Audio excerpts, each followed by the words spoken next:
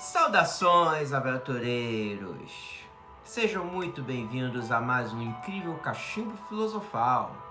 Eu sou o professor Tiago Macieira e no vídeo de hoje vamos acompanhar mais um livrinho da melhor série de livros-jogos da história, a Fighting Fantasy Aventuras Fantásticas. Mas é claro que antes, por favor, curta o canal, se inscreva. Se você ainda não se inscreveu, por favor, se inscreva. Toque o sininho para ter todos os dias uma resenha, uma informação a mais sobre um determinado livro. E comente. Eu vou adorar ver aí a sua opinião, seu comentário. E também, é claro, compartilhe se puder. Espalhe a palavra para outros amigos, fãs interessados em livros-jogos. Tenho certeza que eles vão gostar muito do conteúdo aqui deste canal. Bom, antes de falar sobre Punhais da Escuridão, que é a obra que vou resenhar, vou dar aqui a minha opinião. Eu, no último vídeo, esqueci de dar a nota, né? A avaliação final, a nota. Então, vou me redimir pedindo desculpas a todos que acompanharam o vídeo até o final e ficaram sem a nota. O livro Stealer of Souls, do último vídeo, recebe uma nota 8 de minha parte, tá? Pelo seu retorno às origens, por ser uma tradicional história de masmorra, com um feiticeiro que quer dominar o mundo, mas por apresentar um cenário final baseado em ilusões, muito interessante, e por nos apresentar também uma história que te prende aí até o final, mesmo tendo aquela masmorra gigantesca. Então, Stealer of Souls fica aí com a nota 8, tá bom? Ok. Corrigida a errata do último vídeo, hoje vamos analisar Daggers of Darkness, Punhais da Escuridão, livro de número 35 da série e 24 do Brasil. Bom, aos dados técnicos. Daggers of Darkness foi publicado no dia 10 de outubro de 1988, certo? E com este livro, a Fighting Fantasy já tinha 35 obras em sua coleção. Sem falar dos complementos, Out of the Pit, Titã, a série Artes Mágicas, Crônicas de Creta, entre outros. Este livro, infelizmente, não foi editado em Portugal, tá certo? Não foi editado em Portugal. E estão soltando fogos agora, não sei se porque hoje é dia 22 de abril, data do descobrimento do Brasil, devem estar comemorando o descobrimento do Brasil. E a Mark Saraiva publicou este livrinho aqui na década de 90, tá? E ela acabou publicando como Punhais da Escuridão, sendo aí a 24ª obra editada no Brasil. Lembrando que a série se encerraria com o número 28, Skylord, tá? Então esse aqui é mais um livrinho. Depois desse, só vão faltar, se eu não me engano, 2 livros da Mark Saraiva para analisar, que é A Cripta do Vampiro e Exércitos da Morte. Se eu não me engano, são esses 2, tá? A vez deles vai chegar em breve. Inclusive, Exército da Morte, já dando um spoilerzinho, vai ser o próximo livro, tá? Bom, apesar de Steve Jackson e Ian Livingstone apresentarem o sistema, o cenário, né? O livro-jogo com as suas regras, a história, o roteiro, quem escreveu foi ninguém menos que Luke Sharp, certo? Luke Sharp, autor este que já havia escrito 2 livros para a série Chasms of Malice, que é péssimo, horrível, e o Viajante das Estrelas, né? Que é de ficção científica, que é regular, mais ou menos. E agora ele nos apresenta a terceira publicação. Confesso que abri esse livro com um certo medo, né? Porque ele já havia feito duas obras, uma medíocre e uma regular, e queria saber o que viria nesse aqui, né? Embora eu tivesse comprado esse livro há muitos anos, tá? Eu tenho esse livro aqui há muitos anos, mas nunca joguei até o final e agora eu terminei para poder fazer este vídeo. Ilustrações. O livro é ricamente ilustrado por um jovem ilustrador, um garoto que na época tinha apenas 17 anos, chamado Martin McKenna, esse mesmo. E Martin McKenna nos apresentava então suas belíssimas ilustrações. Ele, que voltaria a contribuir com a série com outras ilustrações, se mostra aqui praticamente um veterano, um homem altamente experiente. E Martin McKenna se torna aí, na minha opinião, um dos melhores ilustradores da Fighting Fantasy. Eu, inclusive, uma opinião pessoal, eu acho Martin McKenna o melhor ilustrador de todos, tá? Martin McKenna, para mim, o melhor desenhista aí da Fighting Fantasy. A capa é de Les Edwards e mostra aqui um guerreiro tártaro mongol montado, não num trenó, tá? Mas ele tá montado nas costas desses dois tigres dentes de sabre, que na história são chamados Fang Tigers, e eles estão esquiando na neve, com esse guerreiro aqui nas costas deles. É exatamente isso, que coisa mais doida, não é? Beleza, vamos à história. A história de apresentação é a seguinte: forças maléficas estão se unindo na antiga e selvagem terra de Kazan. A menos que alcance o grande trono em tempo, o assassino Vizir Shindes assumirá o poder. Quem sabe que males surgirão em Kazan se estes esquemas vis tiverem sucesso. Bom, primeiramente, esse livro ele é muito eletrizante, tá? Ele tem uma escrita muito dinâmica e a ação ocorre o tempo todo. Você é um viajante que nasceu nas terras de Kazan, que fica no lado sudoeste de Kul, uma terra de cultura estranha, isolada do resto do continente. Aqui o escritor se inspirou na cultura tártaro-mongol. Você parece que está andando na Mongólia da Idade Média, lá nos tempos de Gengis Khan, tá? O poder em Kazan ele é dividido entre os grandes clãs rivais que obedecem aí a um senhor maior, que é o governante, cujo título é de Ushon-Koja. É uma espécie aí de Khan, né? Que lá do Império Mongol, é o líder, né, de Kazan. A sociedade é majoritariamente agrária, tribal, e esses clãs dividem o território. Cada um deles tem um animal como um símbolo. Os povos são Igenik, Urus, Bogomil, Ulugu, Korkut e Kazlik. Cada um deles compartilha um medalhão sagrado, que é guardado dentro de um labirinto em suas terras. Então temos um total aí de 6 medalhões sagrados escondidos nesses labirintos. A capital do reino é a cidade de Shahrabaz. Inclusive acertei aqui a ilustração dele, ó, cidade de Shahrabaz, que fica no centro de Kazan.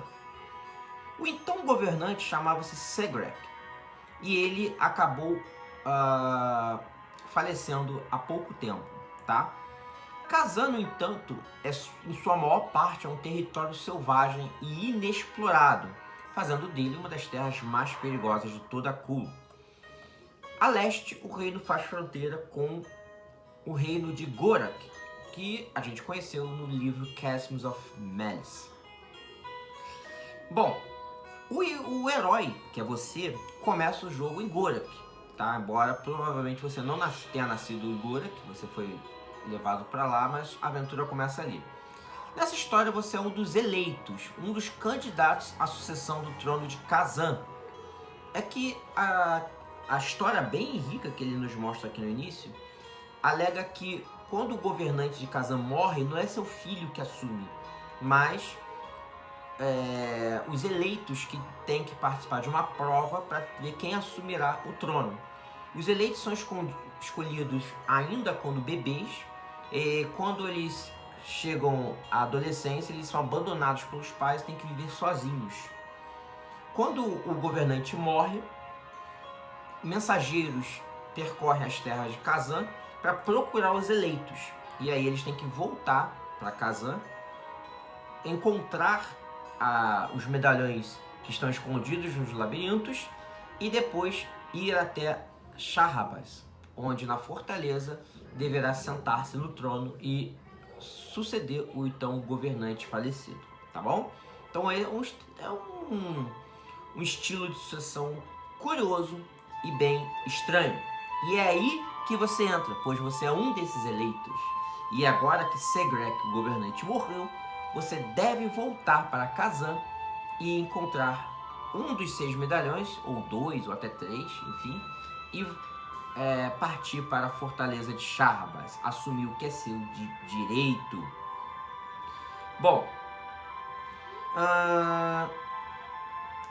detalhe que não há problema algum o governante ser homem ou mulher nesse caso. O indivíduo, contudo, deve ser forte, resistente, corajoso, inteligente e habilidoso para assumir o governo de Kazan. Com a morte de Segrek, no entanto, o seu vizir, sempre o vizir, gente, nunca confie em vizir, tá? Vizir é uma espécie de primeiro-ministro que dá conselhos, mas que almeja o trono o tempo todo. O vizir é um cruel Shinges, e ele escondeu a notícia da morte do governante e enviou assassinos e necromantes para matar todos os eleitos, tá? A lei diz que se não houver nenhum eleito vivo para suceder o governante morto, é o vizir que passa a governar. Então Shinges quer matar todos os eleitos para que ele possa sim assumir o trono. Bom, durante toda a história você vai ser aí perseguido pelos assassinos de Shinges e pelos seus necromantes, tá? Os assassinos deles são chamados de Memliks, que é uma raça depravada e mal feita, com muitos problemas físicos, mas eles são assassinos profissionais e foram regiamente pagos pelos Shinges para acabar com você. Agora, a história, no entanto, começa da seguinte maneira. Você está numa estalagem no reino de Gorak quando é vítima de um atentado por um dos Memliks, um dos assassinos do vizir. O mago Astragal, que já havia aparecido em Chasms of Malice, ele te salva e expulsa o assassino. No entanto, a adaga dele escorrega e cai e arranha seu ombro. E com isso você é envenenado com um feitiço de morte. Então, seus dias já estão contados. E a menos que você entregue o punhal enfeitiçado nas mãos do próprio Shinges, que foi quem forjou e colocou o feitiço no punhal, você vai morrer. Além disso, você é provavelmente um dos últimos dos eleitos vivos, já que quase todos os outros já foram mortos pelo vizir. Então, você é a única esperança para que Kazan não caia numa tirania perversa e pessoal do vizir Shinges. Beleza? Bom, agora vamos às críticas. Em Punhais da Escuridão, nós somos apresentados aí pela terceira vez a Luke Sharp. Este livro aqui, tirando o seu livro de ficção científica, claro, o Viajante das Estrelas, o Star Strider, esse livro, na verdade, é o segundo de uma sequência aí de 3 livros, que é o Chasms of Malice, Punhais da Escuridão, Daggers of Darkness, e o Fangs of Fury, tá? Que foi seu último.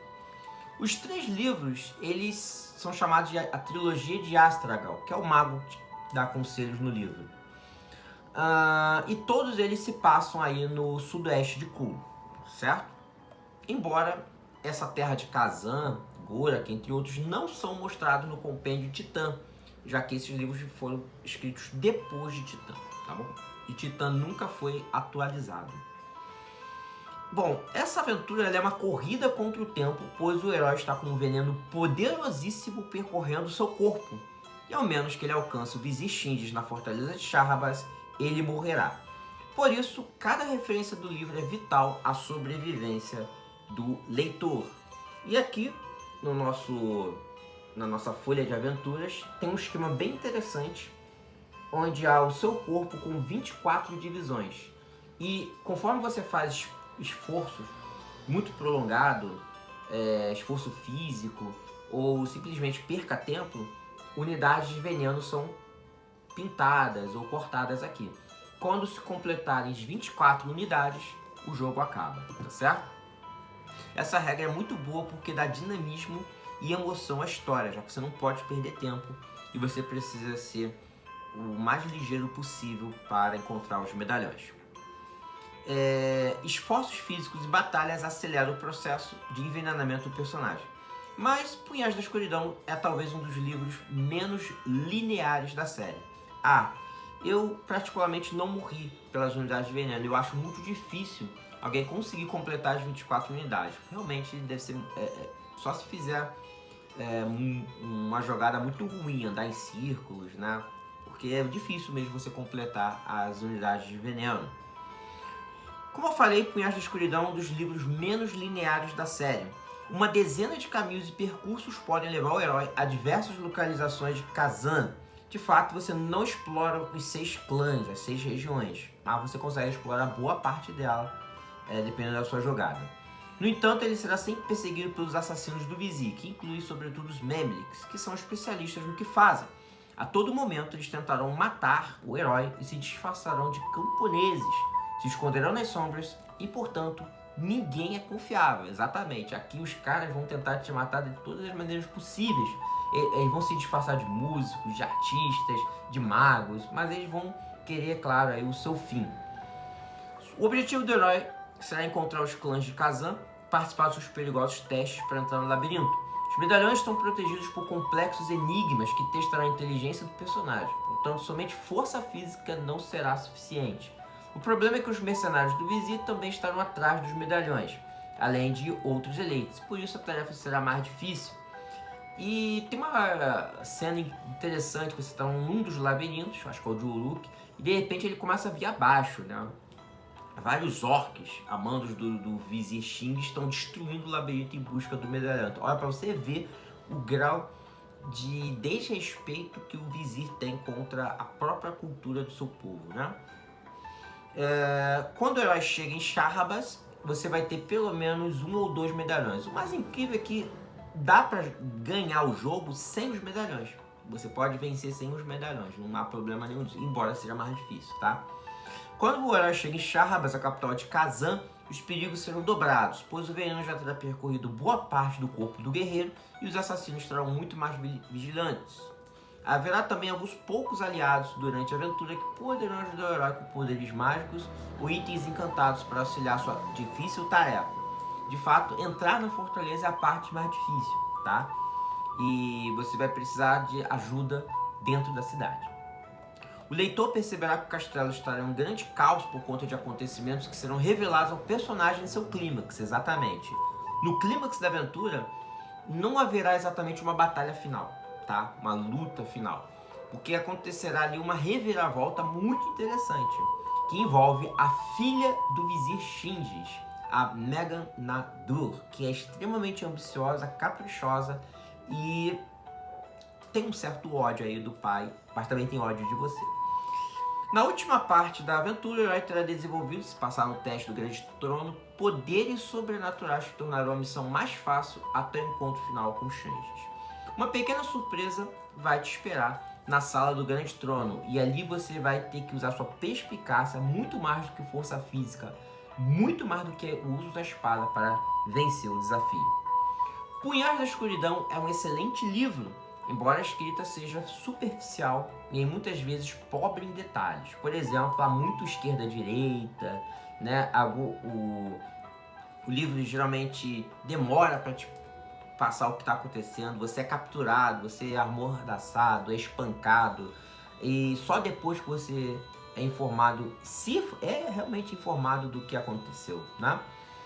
A arte é um trabalho à parte, foi muito bem desenvolvida e realista. Meus parabéns ao jovem Martin McKenna, que tinha apenas 17 anos quando apresentou esse trabalho incrível para os editores da Fighting Fantasy, né? E também parabéns ao Luke Sharp, que aceitou o trabalho do jovem ilustrador. Existe também aqui uma coisa muito irritante, que são as mortes imediatas, né? E muitas vezes ela é jogada no dado. Tipo, joga um dado. Se você tirar um, você passa da porta. Se tirar 2 a 6, uma armadilha de pedra te pega e sua aventura acaba aqui. Sim, tem coisas desse tipo. Tem uma fileira ali com poções, com 9 poções. Aí 2 estão envenenadas. E você, esse bebê, morre. E é assim, tá? Não há nenhuma dica de como resolver certas situações do livro. Esses são os absurdos que fazem o livro ser um pouco difícil. E o livro já mostra que veio quando na primeira referência você já perde pontos de vida e de veneno. Na primeira referência você já começa com menos 2 de veneno, né? Das 24, então você tem mais 22 unidades a perder. E você já perde essas 2 na referência primeira e não tem como recuperar. Outra coisa é que as lutas são muitas, você luta bastante aqui. Mas as criaturas são em geral fracas, em habilidade entre 5 e 8, tá? Raramente você enfrenta criaturas com habilidade 10, 11, tá? Só um dos servos necromantes do Vizir, que realmente é difícil, já que ele se transforma num dragão poderoso e tem habilidade 11, mas é lá pro final e realmente é justa aquela luta, tá bom? Bom, um ponto positivo é que o herói possui diversos caminhos para chegar ao final e não precisa depender de um único item para chegar à conclusão. Exato, existem várias rotas para chegar, você não precisa pegar todos os itens, sendo que a maior parte nem vai ser usada, tá? Não é igual o Calabouço da Morte, que chegando no final a falta de um único item vai te levar à morte. Não, aqui existem várias opções que podem salvar o leitor. Há diversas rotas para seguir, inúmeros encontros e vários itens que em sua maioria são itens para auxiliar o personagem em um momento crítico. Essa liberdade de movimentos é um fator que enriquece a história. A conclusão também é muito bem desenvolvida. É claro que o leitor mais ferrenho vai ficar um pouco decepcionado com o encontro final, uma vez que seria muito melhor se nós puséssemos a mão na cara do Vizir Shings e dissesse a ele tudo o que queríamos desde o início do livro, já que é o safado que quer nos matar. Mas a reviravolta e o ato de você ter que entregar a adaga envenenada para ele é realmente muito bem escrita no livro. A batalha final, quer dizer, não é exatamente uma batalha, mas o ato final realmente é algo que diferencia essa história de outros livros da série. Um detalhe final da última referência é testar o conhecimento do leitor durante toda a história. Uma pena que no Brasil até o momento somente este livro de Luke Sharp tenha sido lançado e não tenha sido lançado toda a trilogia, o Chasm of Malice, que é bem ruizinha, realmente não precisava ser lançado, e o Fans of Fury, que é muito bom, né? De qualquer maneira, o Punhais da Escuridão tem bom roteiro, tem leitura rápida, emocionante, inúmeros desafios e é uma história realmente muito bacana. A minha nota é 7,5. Eu só dou 7,5 porque ele ainda tem os vícios do Luke Sharp, que é morte instantânea, testar sua vida no dado e não na sorte, e botar um monte de bicho para lutar contra você sem dizer o que está acontecendo, escolhas muito robóticas, esquerda e direita, enfim. Mas o livro é altamente recomendado por mim, tá? 7,5 tá de bom tamanho. Punhais da Escuridão. Fica aqui a minha análise. E é isso. Fiquem todos com uma ótima semana. Fiquem com Deus e até o próximo Cachimbo Filosofal. Beijos. Tchau, tchau.